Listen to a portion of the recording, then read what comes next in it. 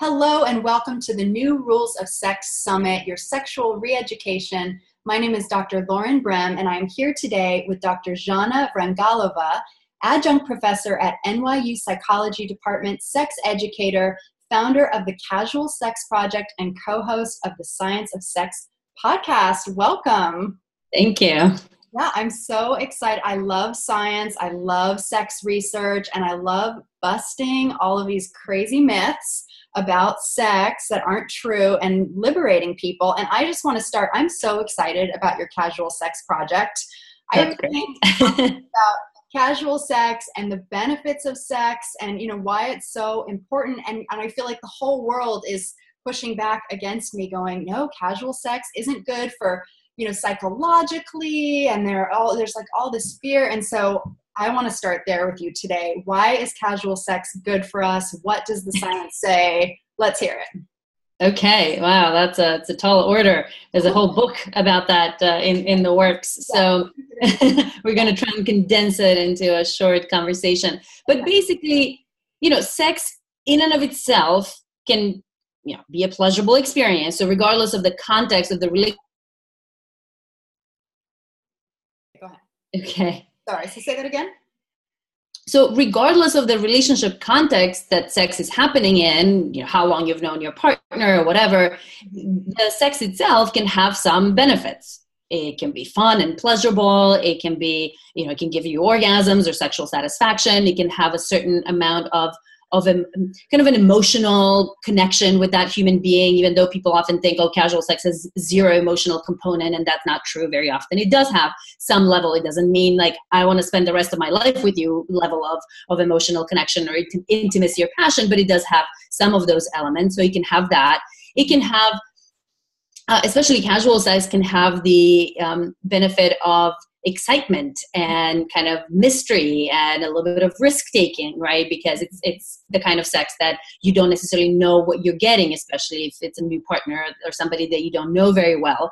Whereas sex with someone that you've known for a long time, you've had sex with for many times, that it is to some extent predictable, hopefully good, but relatively predictable, and casual sex have that advantage of unpredictability, which can be very exciting for some people, not everybody. It can have other benefits. You can think of things like maybe experimenting with new things and being able to experience things that you don't necessarily can experience with just one partner. No matter how good sex is with one long-term partner, there are limitations in terms of what kind of body they have, what kind of skill set they have, what kinds of sexual interests they have, and so on. And so casual sex with different partners can allow you to experiment with these different things that you might not be able to get from any one long-term partner. It can also have some benefits in terms of that, in line with that experimentation, in terms of maybe having a lower stake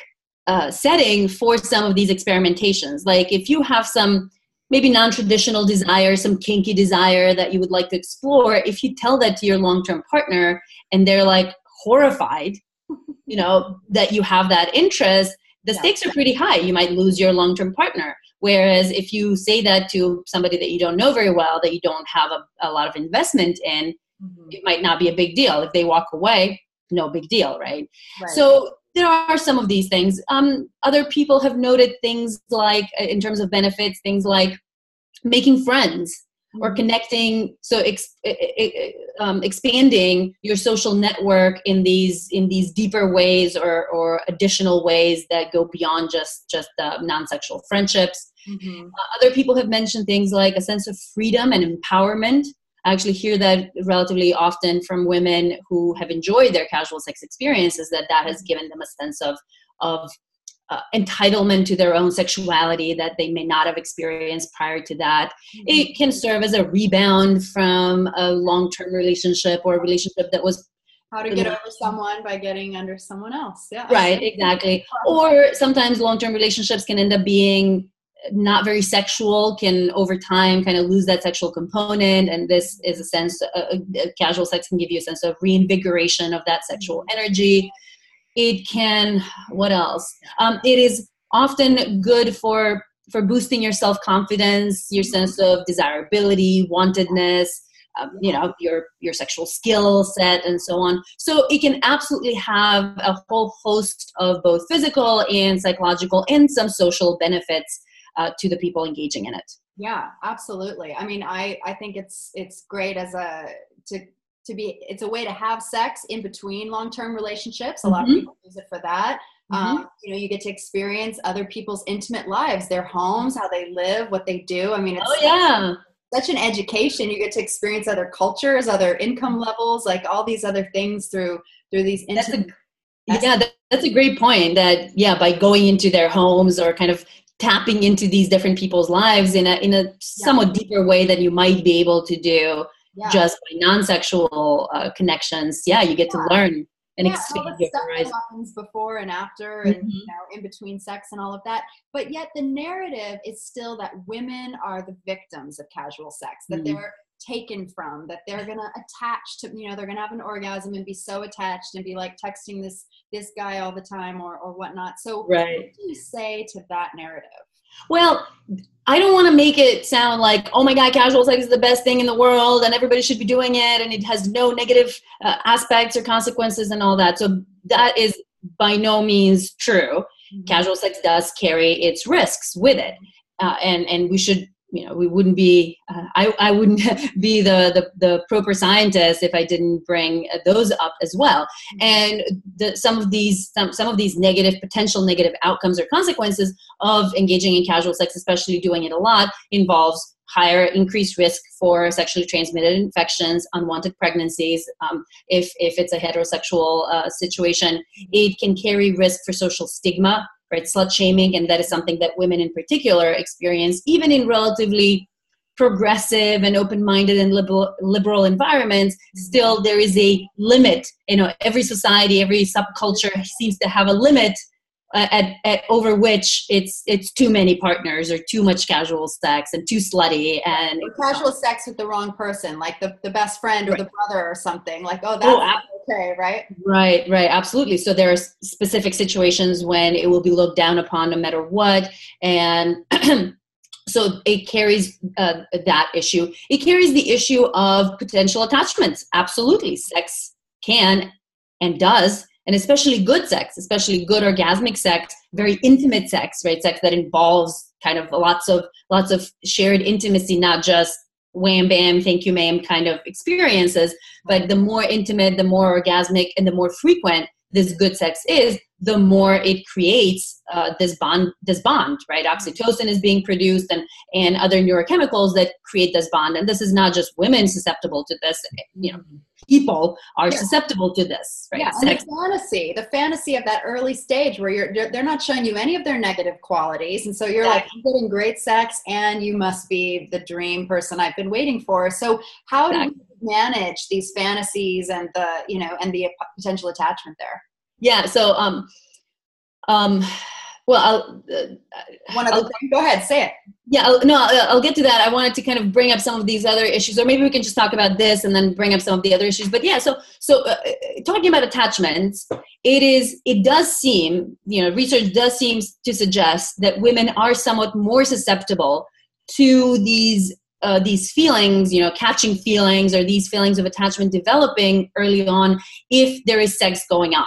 Okay. So women, seem to be more susceptible to those oxytocin bonds or whatever that is going on neurochemically and also socially, because we tell them that if you have sex with someone, you better fall in love with them or you better be in love with them, because otherwise it's not really appropriate for you to want to have sex or keep having sex with that person. But there also seems to be something biological that for women is more likely to lead to attachment after sex. Whereas for men, it might to some extent be the opposite, that they, if there is no sex initially and they are having a lot of other intimate behaviors, they might be more likely to fall in love first that way. So, but even if there are these differences, they're relatively small within gender, or between genders rather, and there are much more pronounced differences within gender. So you have women, women are all over the place in how often they get attached, just like men are. You have many men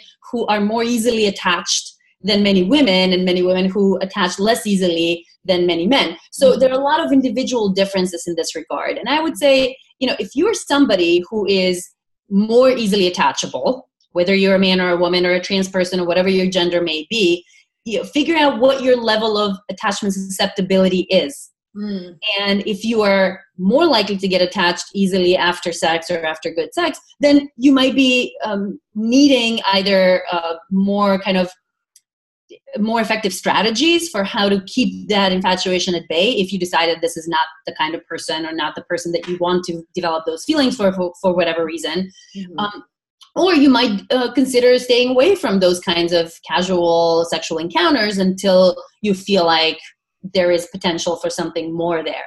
And there are certainly strategies that you can use to keep attachment at bay if that's what you decide that you would like to do with that particular person. So not seeing the same person very often, seeing other people, kind of having a rotation of partner in between, trying not to stalk, that person on social media and talk about them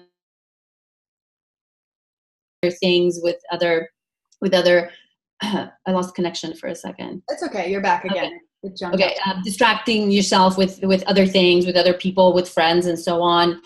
You might also want to moderate the amount of intimacy that you put into the experience itself. So the more staring into each other's eyes and cuddling and spending the night together and having breakfast in the morning and taking a shower together, like all of those kinds of things, that oxytocin bond. And so I think people, like, all of these strategies exist, they're out there and are available for people to use. And I think whether you use them or not depends on how susceptible you are to attachment in general, how susceptible you think you are to attaching to this particular person, right? We all have the people who really trigger that for us, and the people that we can, maybe fuck, maybe I shouldn't say that, and the people that we can have sex with many times and not really have that reaction to. Yeah, absolutely. And what was the other thing you were going to say before we got into attachment? I think attachment.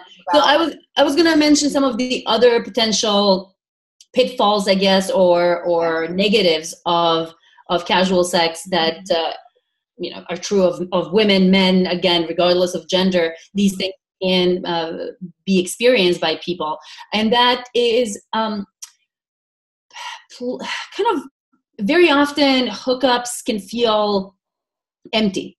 Can feel unsatisfying, not just sexually, sometimes sexually. And for women, they do tend to, there is a huge orgasm gap when it comes to sexual pleasure in hookups for men versus women. So women are almost twice, or men are almost twice as likely to have an orgasm during a hookup than women are.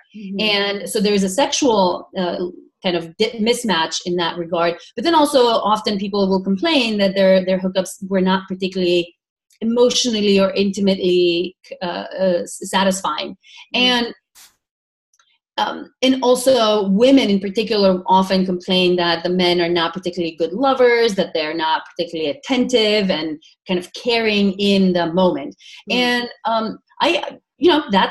I think that is... Men say that about women too, that they're not, they just lie there. They expect them to do all the work. We definitely have both sexes saying this about each other often. Exactly. And I think that is partially a result of people just not being very good lovers, period. Because, nobody provides a very good sex education to anybody. There's no sex education in terms of pleasure, how to give other people pleasure, how to give yourself pleasure. There is no discourse around that in school. There's no discourse around that at home. Very often people, the only kind of sex education that they get is from porn. And we all know how realistic porn is in terms of what bodies look like and what bodies can do and what is pleasurable to do with those bodies and with those partners. And so I think part of the reason for that pleasure gap, especially for women, but also for everybody, kind of not necessarily walking out of their experiences being like, oh my God, that was amazing. Part of that is just poor sexual skills in general, poor communication skills, Mm-hmm. People just not really having the language to express what it is that they want or not want, and kind of negotiating that as it's happening. Often for women, we kind of don't encourage them to be active participants in that scenario, and to be kind of passive recipients of whatever the guy has to offer and whatever feels good for the guy. So there's a lack of sexual assertiveness, especially on the part of women, that leads to women not experiencing as much pleasure as they could. Mm-hmm. Very often, and this is something that could potentially be a problem with any sexual experience, but in a casual context, it's really important to know what you like and to feel confident and comfortable expressing that to your partner, because this partner doesn't know you. Right.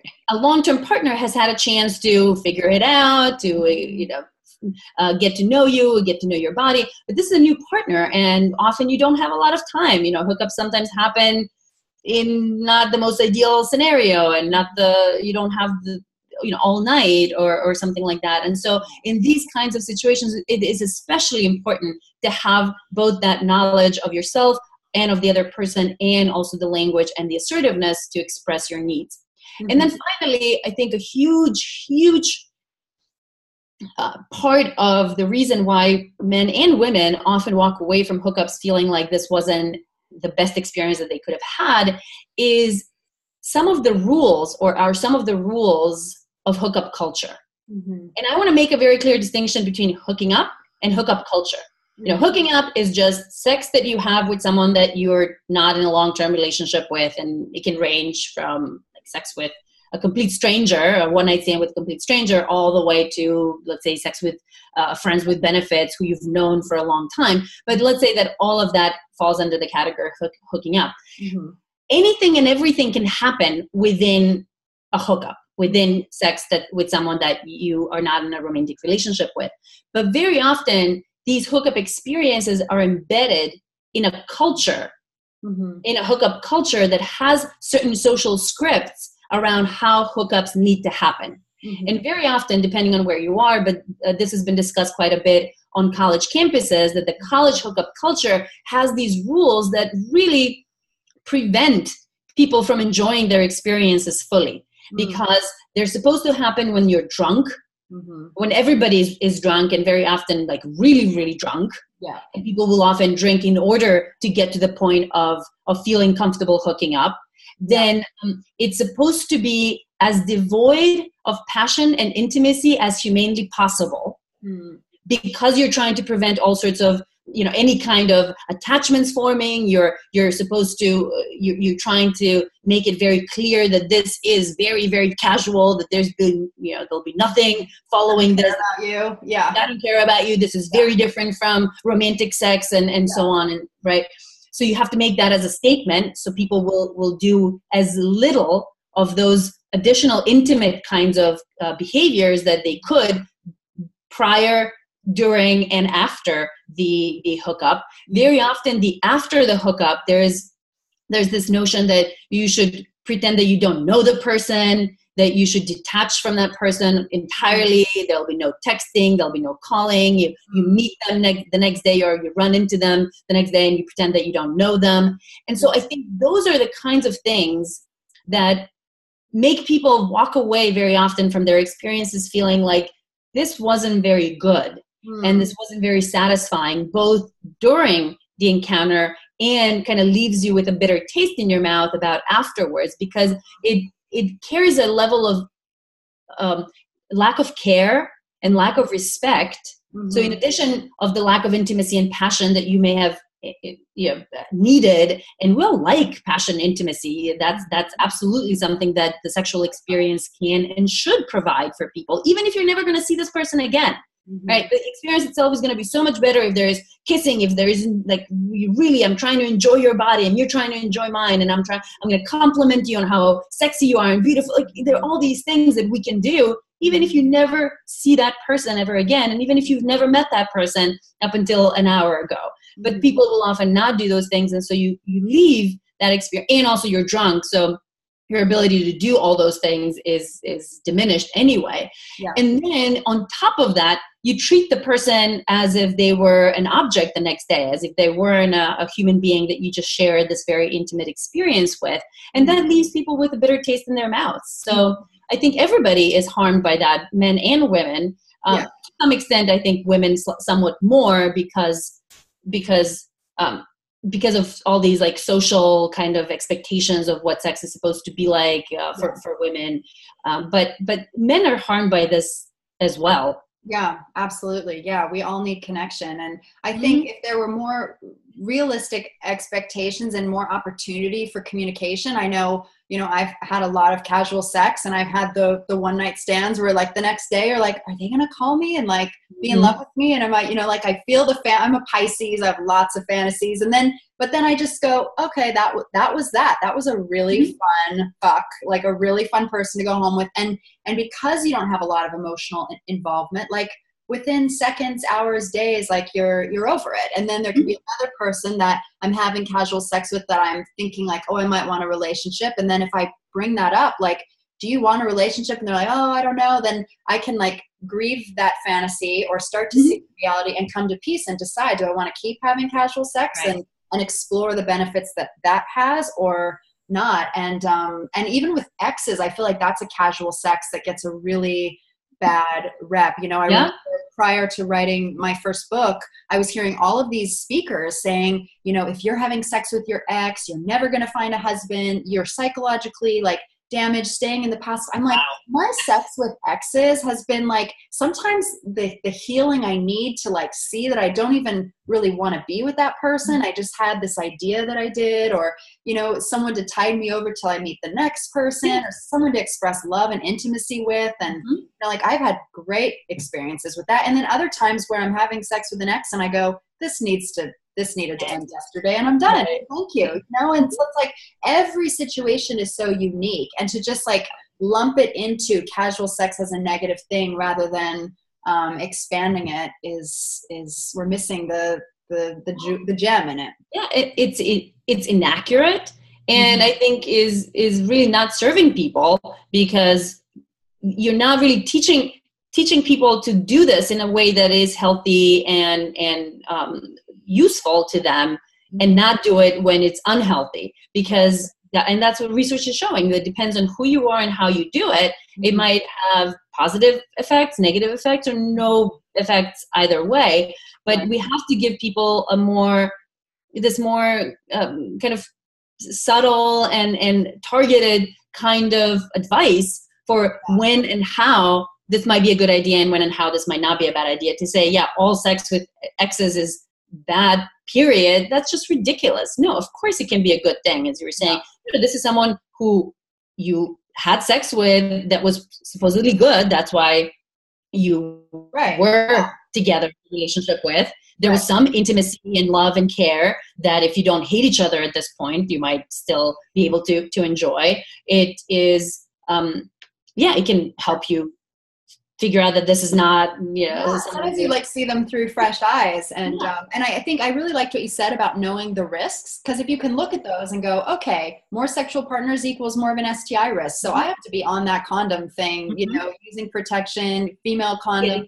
Can I communicate that in a moment where the person's going, oh, I've been tested, it's fine, or oh, it's too tight, or like, do I have the strength? Do I have the ability to go to get my orgasm from this person and get my pleasure from it? Do I have the ability to communicate in those awkward moments, or say, hey, I know you don't want a relationship, but like let's stay friends, and let's like, we don't ever have to do this again, but like, let's just be friends, and like be able to have those conversations. And if you do have that, then you can enjoy casual sex and what it has to offer. Yeah, absolutely. I think we have to be honest about the fact that there are risks.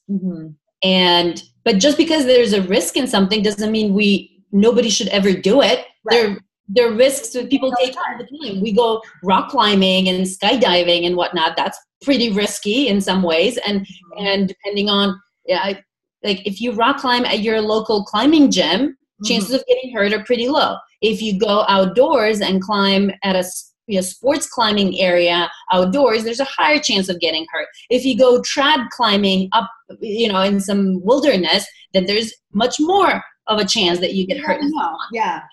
And depending on your skill level, depending on your risk-taking personality, right? Some of us are big risk takers. Some of us are not particularly big risk takers. So you can choose what level of risk is acceptable to you and is exciting to you. And if you're someone who likes risk, like some of us love the novelty factor of new people and new experiences, and even the fact that they are risky. It's exciting to some of us. Even the fact that when you go for a new person, you don't have that predictability, whether this is going to be good or not. It could be terrible. Yeah. But it could also be amazing. It makes for a great story, those terrible sexual experiences. Exactly. So as long as you are aware of the risks and you're taking the appropriate steps to mitigate those risks at the level that you need those risks mitigated. Right. In order to feel good about yourself and good about the experience. So talk with me about the risk of an open relationship, because, I know a lot of people are tempted by the idea of opening a relationship, but they're like, oh, the risks are too high. What would you say to that? Well, again, just like with everything sexual, just like with the casual sex stuff, this also depends on who you are, who your partners are, what are the benefits that you see for yourself in opening up, and what kind of personality you have, whether your personality and in your particular set of circumstances is such that this is going to be a relatively easy thing to navigate or a relatively difficult thing to navigate, and that's going to be more trouble than it's worth, sort of. And so some of the things that this depends on is, what are you trying to get out of it? And then some things like, how jealous are you? How jealous is your partner? We differ. It's a continuum. Some people are very, very possessive and jealous and insecure, and other people don't really have those feelings very often. Now, it doesn't mean that you have to be completely on the low end of the jealousy spectrum in order to have a successful open relationship. But the more jealous you are, the closer you are to that other end of the spectrum, the more difficult it's going to be to deal with some of these things. You also want supportive community. Or even supportive individuals in your life. If everybody around you is against and you're feeling a lot of shaming, a lot of judgment, a lot of kind of negativity around being in an open relationship, chances are that attempt for you to have an open relationship is going to suffer. Another thing that is potentially a risk is the equity in terms of what you're getting versus what your partner is getting. Sometimes so people think open relationships is just a free-for-all. Everybody gets to, have sex with everybody else all the time. And it's really not like that. Different people want different aspects of that openness and have different levels of comfort with what they're okay with their partners doing, right? So there's some things that you really have to think about. Do I want to have casual sex with other people? Or do I want to have more long-term kind of committed, loving relationships with other people? And then am I okay with my partner having casual sex versus long-term loving relationships? Are there certain triggers regarding which kinds of people, of what gender, of what age, of what sexual orientation, of what appearance, levels of anything that I want to have and then my partner I feel okay with my partner having? Are there certain sexual acts that I really want for myself or that I really don't want my partner to be engaging with other people? Are there certain rules around, when my partner lets me know how much I get to know about this, when and with whom we're engaging in some of these things? Do I want to do these things together with my partner or separately? And so there's so many different kinds of arrangements that you can have around the kind of open relationship that you can establish. And there's certain open relationships that might not work for you at all, and other types of open relationship or other sets of agreements that might work for you really well. And so it's also about not just finding a partner who wants to have an open relationship in the abstract, but finding the partner that wants to have the kind of open relationship that works for you as well. So it's the right fit between the two of you. And then you also kind of both have to have a level of openness to discuss these things. And this didn't work out. Maybe we should change the agreement and try this, and you try that. Oh yeah, that worked out, but this didn't work out, right? So very often people will start with a set of agreements and then change them over time. as they become more comfortable and they're less bothered by some things, or as they realize, oh no, this actually is kind of difficult for me to deal with and process, and so on. And so that is another thing that is important to have, that comfort with ambiguity, comfort with things changing, being kind of flexible around some of these things changing. Another challenge and risk is the sexual health, the sexually transmitted infections and unwanted pregnancies, that it becomes even more important that is negotiated and discussed, and you have a certain level of protocols, because now it's not just you that you're taking care of, but it's also your long-term partner or partners that are potentially affected by you having sex with other people. And so it's important to get kind of at the same level of safer sex protocols that you both feel comfortable with, and stick to that. So how, what would you say to a couple that was wanting to open up, either for novelty, or maybe someone's bisexual, or maybe they just sort of own, like, we're not, really monogamous creatures, and they don't have the language or know about negotiation or vetoing this and that, or like how to dip their toe in and not go all the way? What do you suggest to those couples? I would suggest kind of reading some of the books that are out there. There's some really good books like Opening Up, More Than Two, The Ethical Slut, and so on. And so I think having that gives you the basic language, the basic concepts, the basic possibilities of what is out there, and what are some of the things that you and your partner should kind of consider when considering opening up. Then finding a community, finding other friends who are open that you can talk to about some of these things and how to go through that process.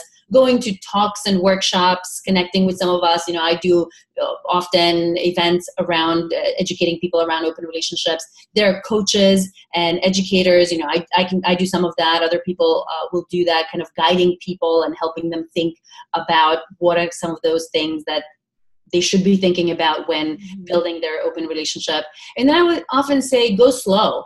Very often partners are not on the same page exactly about wanting the openness, or how much openness they want, or how fast they want to go through that process. There are couples that, someone mentions it. Let's say they started out monogamous. They were monogamous for a number of years. And then somebody says, I've been thinking, or I read this, or I saw this, or John and Ella, I heard that they did this.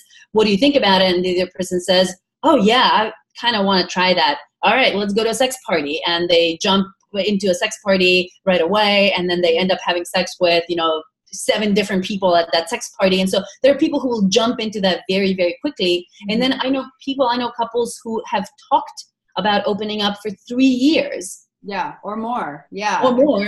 They just talked about it. They talked to different people. They went on dates that, were just kind of flirting and not actually doing anything with various couples and women and men, whatever, for a long time before they actually did something sexual to introduce. And so there's no right way. Again, it really depends on who you are and what your needs are and what your partner's needs are.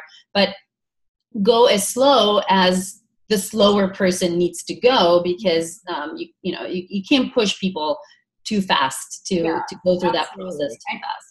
And you can see how you respond to your partner, if you go to a strip club together or a sex party just to watch, or start talking about potential things. Like, am I turned on by my partner doing this? Do I feel safe? Like, will I feel safer if I know they're going to come back and sleep next to me? Or am I okay if they spend the night, because I kind of like having the bed to myself, and whatever. Like, everybody can find what works for them in that regard. Yeah, another book that I highly recommend always is Esther Perel's Mating in Captivity, because that really, especially toward the end, talks about some of these kind of different ways of introducing the third in a relationship, in a couple, without necessarily physically introducing a third person. Yeah. And you can there are lots of, 50 shades of gray, I guess, in between complete absolute monogamy, where we don't even recognize or acknowledge that we have desires or fantasies about somebody other than the two of us, to the having orgies every weekend with, multiple people. You can have, or even having a threesome or a foursome with somebody else. Mm-hmm. You can have these conversations, as you're saying, maybe bring them into the bedroom. Imagine if you were doing this with this other person or something like that. You can talk to each other about the little flirtations that you've had, or, oh, look at that waiter, he's so hot or she's so hot or something. Watching porn together and kind of seeing the responses that your partner and you are having to that. You can then go to, as you said, you can go to a sex party and just watch, not do anything, or go to a sex party and just have sex with each other without interacting with other people.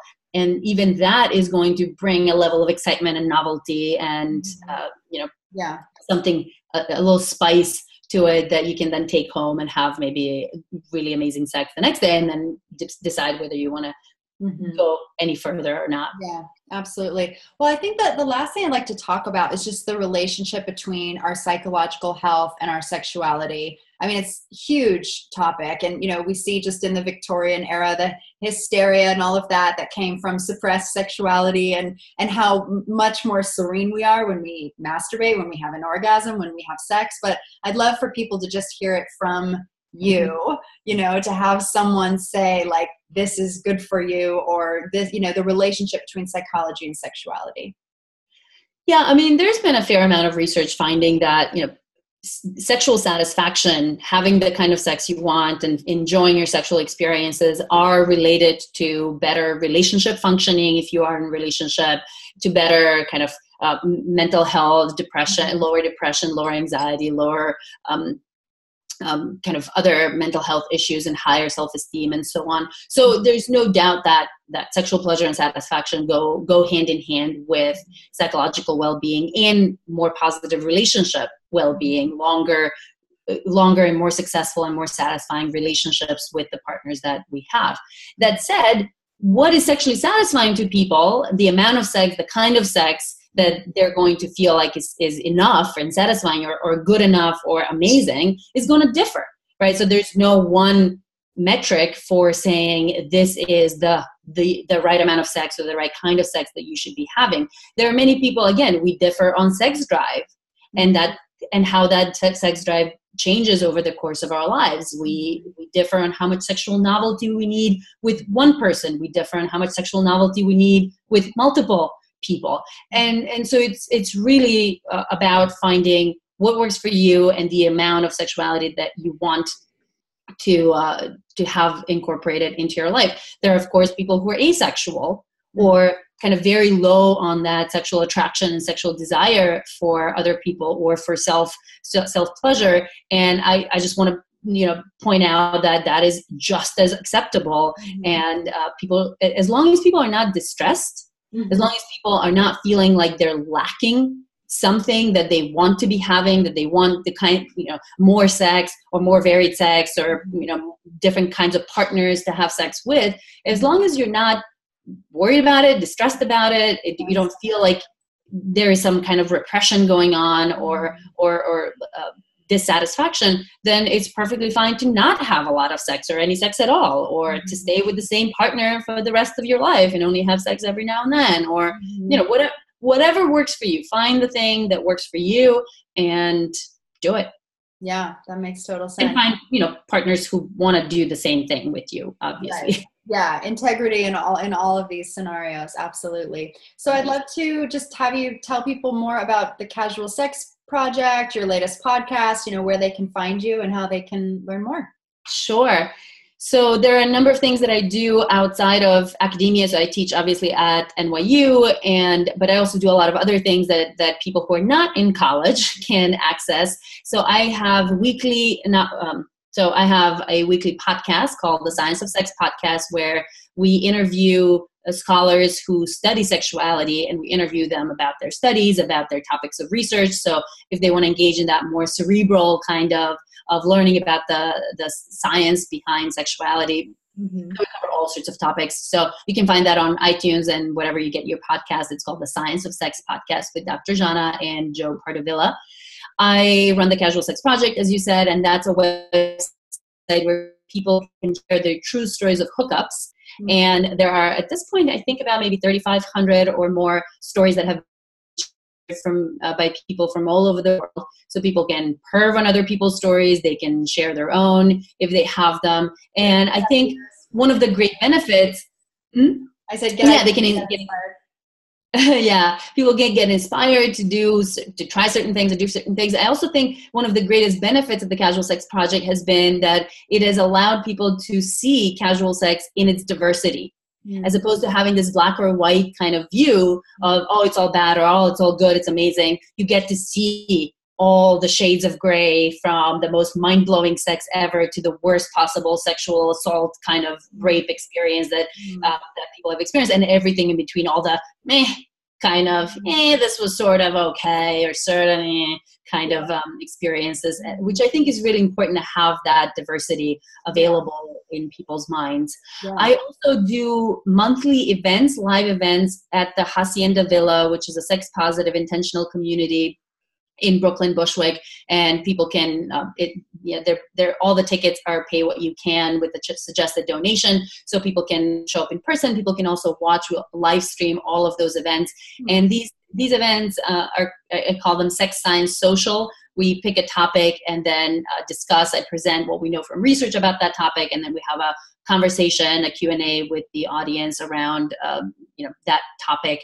Yeah. And I think it's a nice way to both get some information.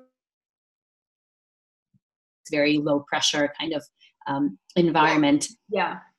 I also teach. I also write for popular media on occasion, and people can find that. So my website is drzhana.com, and you can learn about all of these things that I do on drzhana.com. I have a weekly mailing list that people can subscribe to and kind of be on top of everything that I'm doing. If you like what I do, I also have a Patreon account that people can support me and my work through that account on a monthly subscription basis. So that's patreon.com/drzhana. Okay. And very cool. That's about it. I'm sure there's more, but yeah, you're a very busy woman. So I'll put up all those links with this video, and just thank you for all the work you're doing to just clarify the truth about sexuality with science and get all this great research out there. I love following the research. I'm super sapiosexual. Like I love research. I love people, I love it. So thank you for your contribution to society and for taking the time today to share all this great research with our listeners. You're very welcome. I hope you all enjoy. Thank you. Thanks everyone for joining us. See you at the next interview. Bye-bye.